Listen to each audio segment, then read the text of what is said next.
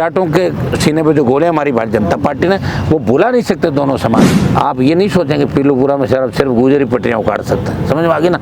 हम गुजरों के साथ तो हैं ही प्रदेश के अंदर, लेकिन अब सरकार हमें भी मजबूर नहीं करे कि इधर उधर जाके कुछ हमें भी करना पड़े। गुजर भी तेजाजी का जयकारा बोलते हैं, जाट भी बोलते हैं, और पायलट अगर सीएम बनते हैं तो राष्ट्रीय लोकतांत्रिक पार्टी कांग्रेस का साथ देगी। अब नहीं बने वो, मैं तो क्या कर सकता हूँ इस बात का। लेकिन जब इनको सरेंडर ही करना था तो 10 साल पहले कर लेते हैं, तो हो सकता है कि लास्ट के 6-8 महीने सीएम बना देते इनको। उनका अशोक गहलोत के यहाँ जाके जिस तरह वो एक तरीके से सरेंडर हुए। अशोक गहलोत के पास तो अभी कोई पद नहीं है किस तरह का, कोई राष्ट्रीय अध्यक्ष प्रदेश अध्यक्ष कुछ है क्या प्रदेश में? कोई पद नहीं है। अगर किसी पद वाले व्यक्ति के पास जाए तब सोचे उस पद की गरिमा और उस हिसाब से जा रहे हैं, तो फिर सचिन पायलट ने जाके सरेंडर क्यों किया? और कांग्रेस का खाता सिर्फ राष्ट्रीय लोकतांत्रिक पार्टी गठबंधन से ही खुला। अगर आरएलपी से गठबंधन नहीं होता, कांग्रेस पार्टी का खाता नहीं खुलता। अगर कांग्रेस कोई गलतफहमी है, पंचायत चुनाव आ रहे हैं, आगे देख लेना आजमा के कि कांग्रेस की क्या स्थिति होती है राजस्थान के अंदर। जो हरीश चौधरी कहता था मैं आरएलपी को देखना नहीं चाहता, उसी हरीश चौधरी के हाथ में आरएलपी का झंडा पकड़ा दिया, जिंदाबाद करा दी। ये राजनीति है, हम ये ऐसे नहीं करते भाई। सचिन पायलट जो लगातार लंबी लड़ाई अशोक गहलोत के खिलाफ लड़ रहे थे, मानेसर तक चले गए सरकार गिराने। उस वक्त मैं तो देखो अशोक गहलोत की सरकार गिराने में था। मैं आपको साफ बताता हूँ, मेरे 3 विधायक अगर फ्लोर टेस्ट होता तो गहलोत के खिलाफ वोट डालते। और मैंने तो 18 में ये भी बयान दिया था कि सचिन पायलट को मुख्यमंत्री बनाओ। 3 एमएलए साथ हैं, किसी दूसरे नेता का शिकार करने की साजिश तो नहीं इसके अंदर। हो सकता कोई पता नहीं पॉलिटिकल लोग कब बड़ी राजनीति खेल जाए। जिस तरह मेरे से कांग्रेस ने अलायंस करके और पीठ में छुरा घोंप के, और अशोक गहलोत, सचिन पायलट, गोविंद डोटासरा और तमाम लोगों ने मेरी पार्टी को तोड़ा और बाड़मेर के अंदर मेरा कैंडिडेट लेके। और राहुल गांधी जी का ये कहना है हम इस बार 100 आए, उनको 272 नहीं चाहिए, 100 और अगली बार 110, उससे अगली बार 120, ऐसे करते 101 साल बाद 272 की बात करेंगे, तब तक सीटें 700-800 हो जाएगी। प्रधानमंत्री का जैसे ही मिलने का समय आएगा, उससे पहले आप देखना कि डरी हुई सरकार, इनको पता है मोदी जी के पास अगर कोई पहुंच गया तो दिक्कत हो जाएगी। अगर मोदी जी का टाइम हमें मिल गया तो आप समझ लें कि बहुत बड़ी सफाइयाँ और हो जाएगी राजस्थान के अंदर। ऐसा ही भर्ती का भी हम वो सारी चीज़ लेके जाएंगे। तो प्रधानमंत्री ने ये कहा था कि मैं पेपर लीक माफिया को पाताल से ढूंढ लूंगा, उनको याद दिलाएंगे ना, उन तक सारी बात थोड़ी आती है। माने कि आरपीसी के नए चेयरमैन बन गए। देखिए, निश्चित रूप से आंदोलन से सरकार हिली हुई है, और आज ही हमने प्रधानमंत्री जी से समय मांगा है, आज 10 लोगों का, और उम्मीद करें कि 1-2 दिन में हमें समय भी मिलेगा। जिस व्यक्ति को आरपीसी का चेयरमैन बनाया, निश्चित रूप से बहुत सुलझे व्यक्ति हैं, और इन्होंने अभी डीजीपी रहते हुए एसआई भर्ती रद्द करने की सिफारिश करी थी कि आरपीसी के अंदर बहुत गड़बड़ जाला, एसआई भर्ती रद्द करो। और सुबह इंटरव्यू के अंदर भी कहा था कि आरपीसी को सुधारना बड़ा कठिन है, टेढ़ा है, लेकिन निश्चित रूप से इनके नेतृत्व में आरपीएससी की जो इमेज थी पहले की तरह होगी। और आरपीएससी के जो भ्रष्ट मेंबर जो बैठे हैं, सरकार को उनको हटाना ही पड़ेगा। प्रधानमंत्री का जैसे ही मिलने का समय आएगा, उससे पहले आप देखना कि डरी हुई सरकार, इनको पता है मोदी जी के पास अगर कोई पहुंच गया तो दिक्कत हो जाएगी। अगर मोदी जी का टाइम हमें मिल गया तो आप समझ लें कि बहुत बड़ी सफाइयाँ और हो जाएगी राजस्थान के अंदर। ऐसा ही भर्ती का भी हम वो सारी चीज़ लेके जाएंगे। तो प्रधानमंत्री ने ये कहा था कि मैं पेपर लीक माफिया को पाताल से ढूंढ लूंगा, उनको याद दिलाएंगे ना, उन तक सारी बात थोड़ी आती है। इसलिए हमने प्रधानमंत्री से समय मांगा। हमने पहले भी कहा था कि 9 तारीख को हम समय मांगे, कल मैं आ नहीं पाया था, आज हमने समय मांग लिया और निश्चित रूप से समय मिलेगा। 10 लोगों का समय हमने मांगा प्रधानमंत्री जी से, और जितने पेपर लीक की घटनाएं, आरपीएससी की, रीच लेवल फर्स्ट की, जो बीजेपी नेताओं के वादे, वो कंप्लीट हम लेके, जिसमें अभ्यर्थी, इनके तमाम परीक्षाओं के अभ्यर्थी भी हमारे साथ जाएंगे, कुछ नेता साथ जाएंगे, 10 लोग होंगे मैक्सिमम। हम चाहेंगे कि स्टूडेंट लीडर जिसमें हमारे छात्र छात्रा हैं, ये भी प्रधानमंत्री से मिले और उनको अपनी बात से अवगत कराएं। ये हमने किया था। आज हमारे धरने का 41वां दिन लगातार यहाँ पे, और 50 दिन हो गए इस आंदोलन को लगातार। शहीद स्मारक पे बड़े आंदोलनों के अंदर ये आंदोलन है। एक बार जेल भरो आंदोलन, एक बार 1 लाख से ज़्यादा जवानों की रैली, युवा आक्रोश रैली।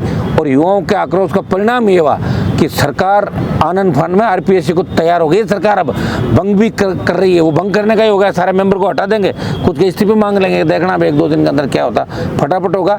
ये हमारी जीत नहीं है पूरी। हमारी जीत जब होगी जब आरपीएससी का पूरा पुनर्गठन होगा, संरचना किस आधार पर होगी, पॉलिटिकल नियुक्तियां नहीं होगी। हम चाहते हैं कि यूपीएससी की तर्ज पर नियुक्तियां हो, ताकि आने वाले बच्चों के भविष्य, आने वाले समय के अंदर बच्चों का भविष्य बर्बाद नहीं हो। सब कुछ हमारा तो यही आरपीएससी, कर्मचारी चयन बोर्ड, माध्यमिक शिक्षा बोर्ड जो एग्जाम कराते हैं, और तीनों पे उंगली उठी है। आप देखिए, और जिस तरह न्याय मंत्री, कानून मंत्री की पोती नकल करती हुई पकड़ी जाती है, तो इस सरकार का धनी चोरी कौन है? या तो प्रधानमंत्री के पास खबर नहीं जा रही है, या दिखाया कुछ जाता है, किया कुछ जाता है। इसी बात को लेकर डेलीगेशन हमारा वहाँ पे प्रधानमंत्री जी से मिलेगा, और निश्चित रूप से बड़ी जीत हमारी होगी। सरकार से हम भर्ती रद्द कराएंगे। भजन लाल सरकार जी, इनका कमिटमेंट है, और इनका कमिटमेंट इनको हम याद दिला रहे हैं कि आपके नेताओं ने बड़ी बड़ी बातें करी थी, एसआई भर्ती रद्द करने की, आरपीसी पुनर्गठन की, कई नेताओं ने और भी बात करी। नौजवानों के आंदोलन के आगे सरकार के कानों में ही बात पहुंची, तो बातचीत हम दिल्ली जाने के बाद कंप्लीट। आप बताए, दूसरा एक इशू और चल रहा है कि आरएस भर्ती जो 24 है, इसको कराने की सरकार जिद करेगी, लेकिन जब तक पहले कोई प्रक्रिया पूरी नहीं होगी, सेमीफाइनल के बाद ही तो फाइनल होता है, पहले 23 तो पूरा करो। अभी इंटरव्यू चल रहे हैं, लेकिन 24 के जो बच्चे संघर्ष करें लंबे समय से, मेरे पास भी आए थे पहले दिन जब हम इस आंदोलन की शुरुआत कर रहे थे, तो सरकार को आरएस 24 है उसको अभी जो तिथि है एग्जाम की, मेंस की, इसकी आगे बढ़ानी चाहिए। हम भी इनका समर्थन कर रहे हैं, और जो भी बच्चे यहाँ आ रहे हैं। दूसरा, एक फर्स्ट ग्रेड को लेकर आंदोलन चल रहा बड़ा, उस टाइम ये नेट यूजीसी का एग्जाम भी उस समय उसी दौरान है, तो ये 3 महीना आगे बढ़ाने की बात करें। फर्स्ट ग्रेड के बच्चे बहुत आंदोलित, 2-2, 3-3, 4-4 हज़ार बच्चे इकट्ठे होते हैं। ये मेरे से भी मिले थे, आज भी कुछ बच्चे आए हैं, सरकार से मांग करते हैं कि इन बच्चों के भी एग्जाम आगे बढ़ाएं, जो इनकी वाजिब मांग है उस पर सरकार को ध्यान देना चाहिए। सरकार को आंदोलन धरने का इंतजार क्यों कर रही सरकार? और आरएस के मामले में तो इतना बड़ा दुर्भाग्य है कि डिप्टी सीएम कागज लिख रहे हैं, और डिप्टी सीएम के कागज की वहाँ कोई मुझे कह रहा था कि डिप्टी सीएम का कागज खोल के नहीं पढ़ते कोई, तो इनको इसलिए उप मुख्यमंत्री बना रखा दोनों को। इनको खुद को अपना वजूद को पहचानना चाहिए। या तो कह दो कि हमारे आगे ऊपर हटा दो, हम तो सिर्फ मंत्री हैं, क्योंकि उप मुख्यमंत्री संविधान के अंदर होता नहीं। वैसे ऐसे ही उप मुख्यमंत्री राजी हो जाता है, भाई उप मुख्यमंत्री कई धीरे से बोले, उप धीरे से बोलते हैं, बोलो मुख्यमंत्री जी खुश है। मुख्यमंत्री नहीं तो कोई पद नहीं है उप मुख्यमंत्री का। मैंने तो पहले जो मेरे बयान निकाल के देखोगे ना आप, वो आज मैं विवादित बयान फिर नहीं दूंगा, जब मैंने उप मुख्यमंत्री को मुख्यमंत्री की क्या बताया था आपको, जाए ना पिछले सरकारों का टाइम। सर, कल सबकी निगाहें दौसा पर रहेगी, और एक मंच पर ध्रुव विरोधी सचिन पायलट और अशोक गहलोत। वो तो अशोक जी ने वो काम कर दिया ना जो करना चाह रहे थे। भाई सचिन पायलट जो लगातार लंबी लड़ाई अशोक गहलोत के खिलाफ लड़ रहे थे, मानेसर तक चले गए सरकार गिराने। उस वक्त मैं तो देखो अशोक गहलोत की सरकार गिराने में था। मैं आपको साफ बताता हूँ, मेरे 3 विधायक अगर फ्लोर टेस्ट होता तो गहलोत के खिलाफ वोट डालते। और मैंने तो 18 में ये भी बयान दिया था कि सचिन पायलट को मुख्यमंत्री बनाओ। 3 एमएलए साथ हैं, गुजर भी तेजा जी का जयकारा बोलते हैं, जाट भी बोलते हैं, और पायलट अगर सीएम बनते हैं तो राष्ट्रीय लोकतांत्रिक पार्टी कांग्रेस का साथ देगी। अब नहीं बने वो, मैं तो क्या कर सकता हूँ इस बात का। लेकिन जब इनको सरेंडर ही करना था तो 10 साल पहले कर लेते हैं, तो हो सकता है कि लास्ट के 6-8 महीने सीएम बना देते इनको। उनका अशोक गहलोत के यहाँ जाके जिस तरह वो एक तरीके से सरेंडर हुए। अशोक गहलोत के पास तो अभी कोई पद नहीं है, किस तरह का कोई राष्ट्रीय प्रदेश देश कुछ है क्या? प्रदेश में कोई पद नहीं है। अगर किसी पद वाले व्यक्ति के पास जाए तब सोचे उस पद की गरिमा और उस हिसाब से जा रहे हैं, तो फिर सचिन पायलट ने जाके सरेंडर क्यों किया? किसी दूसरे नेता का शिकार करने की साजिश तो नहीं इसके अंदर? हो सकता कोई पता नहीं, पॉलिटिकल लोग कब बड़ी राजनीति खेल जाए। जिस तरह मेरे से कांग्रेस ने अलायंस करके और पीठ में छुरा घोंप के, और अशोक गहलोत, सचिन पायलट, गोविंद डोटासरा और तमाम लोगों ने मेरी पार्टी को तोड़ा, और बार मेरे के अंदर मेरा कैंडिडेट लेके, और जो हरीश चौधरी कहता था मैं आरएलपी को देखना नहीं चाहता, उसी हरीश चौधरी के हाथ में आरएलपी का झंडा पकड़ा दिया, जिंदाबाद करा दी। ये राजनीति है, हम ये ऐसे नहीं करते। हमारे जो उसूल है अलग है, हमारी कथनी और करनी के अंदर कोई अंतर नहीं। फिर भी हमने ईमानदारी के साथ कांग्रेस की मदद करी, और कांग्रेस का खाता सिर्फ राष्ट्रीय लोकतांत्रिक पार्टी गठबंधन से ही खुला। अगर आरएलपी से गठबंधन नहीं होता, कांग्रेस पार्टी का खाता नहीं खुलता। अगर कांग्रेस कोई गलतफहमी है, पंचायत चुनाव आ रहे हैं, आगे देख लेना आजमा के कि कांग्रेस की क्या स्थिति होती है राजस्थान के अंदर। क्या पंचायत चुनाव से पहले बीजेपी आपके आसपास मंडरा रही है? मेरे आसपास तो आप लोग मंडरा रहे हो, अभी जो मीडिया वाले और जितने भी दुखी है राजस्थान में, वो दुखी सारे आसपास मंडरा रहे हैं, और मैं सबका दुखड़ा लेकर सड़क पे बैठा हूँ गर्मी के अंदर। पूरी गर्मी में निकाल दी, और बरसात, तूफान, आपकी बात भी कर रहा हूँ, सबकी कर रहा हूँ। मुझे बड़ा दुख हुआ जब उस दिन राज्यपाल के वहाँ से निकला, लंबे समय बाद गया था मैं, और मीडिया पहले गवर्नर और मुख्यमंत्री के आसपास आ जाता था। कितनी बड़ी शर्मनाक बात है कि मीडिया धूप के अंदर खड़ा था। क्या दिख नहीं रहा कि इन नेताओं को सबको? अरे मीडिया के बिना हमारी बात कौन दिखाएगा? ये लोकतंत्र का चौथा स्तंभ है। ये गवर्नर, सीएम, पीएम, राष्ट्रपति सब कुछ मीडिया ही है चारों तरफ। मैं देखता हूँ प्रधानमंत्री, राष्ट्रपति भी मीडिया का सम्मान करते हैं। और लोकसभा के अंदर जो देश को चलाती है, लोकसभा के अंदर मीडिया का सबसे ज़्यादा सम्मान है कि मीडिया कर्मी हमारे साथ बात भी करते हैं, बैठते हैं, उनको अलग से व्यवस्था। लेकिन सिविल लाइन के अंदर मीडिया के साथ जो दुर्व्यवहार पहले भी हुआ, ये भी ठीक नहीं। मैं इसकी भी निंदा करता हूँ। सरकार को इस पर संज्ञान लेना चाहिए। बीजेपी सरकार अपने केंद्र के 11 साल को गिना रही है उपलब्धियों के तौर पर। अब आप कौन सी ऐसी उपलब्धियां बताएंगे बीजेपी? नहीं, बीजेपी की तो कोई उपलब्धि है। देखिए, मैं आपको क्या कर रहा हूँ, विपक्ष है नहीं सामने है। राहुल गांधी कभी नहीं चाहते 272 आए, वो 100 पे राजी है। हमारा तो इस बात को लेकर झगड़ा होता है कि आप क्यों नहीं कर रहे हो। आप जैसे मान लो सपा किसी बात में आगे बढ़ती है, किसी बात पे टीएमसी आगे बढ़ती है, डीएम के आगे बढ़ता। हमारे जैसे जो सिंगल पार्टी वाले, हम किसी इशू को रेज करते हैं तो कह रहे हैं अपने चुप रहो, अपने भाग नहीं लेना। जबकि इंडिया अलायंस में तो सब हम साथ हैं, हर मुद्दे पे एक दूसरे के साथ देना। ये तो अलायंस है और क्या। अभी अलायंस टूटा थोड़ा ही है।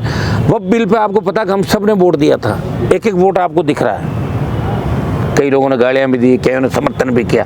तो इंडिया अलायंस के अंदर हम साथ हैं। लेकिन राहुल गांधी जी का ये कहना है हम इस बार 100 आए, उनको 272 नहीं चाहिए। 100 और अगली बार 110, उससे अगली बार 120, ऐसे करते 101 साल बाद 272 की बात करेंगे, तब तक सीटें 700-800 हो जाएगी। तो कांग्रेस को राज चाहिए नहीं, देश के अंदर नहीं चाहिए राज उनको। कांग्रेस, मुझे तो लग रहा है कांग्रेस के अंदर कुछ नेता ऐसे बीजेपी ने स्थापित कर दिए, मन चाहे जैसे बयान दिला देती है और बीजेपी अपना काम निकाल लेती है। एक नेता ने आपको लेकर अभद्र भाषा का उपयोग किया और कहा कि समाज को ऐसे नेता को सबक सिखाना चाहिए। नाम है रिचपाल बिरला। अब उनका तो आपको पता है सर, उनके बारे में तो अपन क्या कहें। वो काफ़ी ओवरेज भी हो गए। हाँ, उनके अभी पारिवारिक परिस्थितियाँ ठीक नहीं, उनके लिए बोलना इसलिए भी ठीक नहीं कहीं मैं ऐसा कुछ बोल दूँ और उनकी सांस निकल जाए एकदम। तो मैं ऐसा कोई काम नहीं करूँगा कि मेरे बोल से कोई दम तोड़ दे। क्या हकीकत में आप दिल्ली इसलिए जा रहे हैं कि ऐसा ही बढ़ती रह दो या फिर पर्ची बदलवाने के लिए ना चर्चा है? सुनो, कुछ भी नहीं। मैंने तो टाइम ही आपको बता दिया, टाइम मांगने से पहले आपको बता दिया, टाइम मांगा है। अभी मैंने मेल किया है और आपको सारी बात बता दी 10 लोगों के साथ, क्योंकि मेरा पहले प्रॉमिस था कि मैं प्रधानमंत्री जी से इस मामले में मिलूंगा। और राष्ट्रपति का हमने फिर रखा नहीं, क्योंकि करना तो सारा प्रधानमंत्री को है। तो प्रधानमंत्री से मिलकर अवगत करा देंगे उनको सारी बात। और अगर नहीं होता है तो फिर अगला कदम हमारा और बड़ा हो सकता है। आप ये नहीं सोचेंगे पीलूपुरा में सिर्फ गुजरी पटरियाँ उखाड़ सकते हैं, समझ में आ गई ना। हम गुजरों के साथ तो हैं ही प्रदेश के अंदर, लेकिन अब सरकार हमें भी मजबूर नहीं करे कि इधर उधर जाके कुछ हमें भी करना पड़े। मदन राठौड़ जी ने कहा था कि बोले गहलोत और सचिन पायलट जिस तरीके से मिले, जो क्या रणनीति बनी कि उनके मुलाकात के बाद में गुजर जो पटरी पर बैठकर आंदोलन से हो गया। अब ऐसा नहीं तब होता है ना, ऐसा कुछ नहीं। गुजर समाज अपनी वाजिब मांग करा। मैं गुजर समाज के फैसला जी जब आंदोलन किया था उस समय उनके साथ बैठा था मैं पटरियों पर, जब वसुंधरा जी ने 80 गुजरों को मौत के घाट उतारा था। वो कैसा दृश्य होगा देश के अंदर। 2 ही बड़े आंदोलन हुए देश के अंदर। गुजरों का बड़ा आंदोलन हुआ देश में, जिसने 80 गुजरों ने सादत दी अपने समाज को। और हरियाणा में जाटों के सीने पे जो गोलियां मारी भारतीय जनता पार्टी ने, वो भुला नहीं सकते दोनों समाज। मुझे तो ये समझ में नहीं आ रहा कि नेता भूल कैसे जाते हैं ऐसी बातें यार। उस समय की बातें, वो मंजर देखना चाहिए था। और बैंसला जी से बड़ा नेता, कर्नल किरोड़ी सिंह बैंसला से बड़ा नेता गुजरों में मेरे हिसाब से कोई नहीं हुआ। जिस व्यक्ति ने इतने मजबूत तरीके से गुजर आरक्षण आंदोलन को, चलो बलिदान हुआ, सादत हुई, सारी बातें जो आता है उसको जाना पड़ता है, लेकिन उस समय वो डटे रहे, सरकार को झुकाया। सरकार ने एक बार उनको मारने का प्लान कर लिया था, भाई बैंसला जी को मार दो, लेकिन फिर भी वो हिम्मत के साथ डटे रहे। और उसी का परिणाम है कि गुजरों की जीत हुई। और आगे भी आप देख रहे हो कि हम लोग खड़े हैं साथ। और हम तो ये चाहते हैं कि प्रत्येक समाज को हक मिलना चाहिए। हम तो EWS की भी मांग करेंगे, इसमें भी आर्थिक आधार पर बच्चों को आरक्षण मिलना चाहिए। प्रत्येक समाज का अधिकार है। गरीब जो भी इस भारत के अंदर या राजस्थान में पैदा हुआ, उसको अधिकार है गरीब व्यक्ति को आर्थिक रूप से जो पिछड़ा, उसमें जाति नहीं करनी चाहिए। और गुजर अपनी सही बात के लिए माने, जो कमिटमेंट बीजेपी ने गुजरों से किए उस बात को लेकर ही। मुझे तो इसमें कोई षड्यंत्र नहीं लग रहा है। और बाकी कल अगर कोई है तो मुझे तो लग रहा है कल और पता लग जाएगा आपको। कल आप कह ही रहे हो पॉलिटिकल सम्मेलन हो रहा कुछ।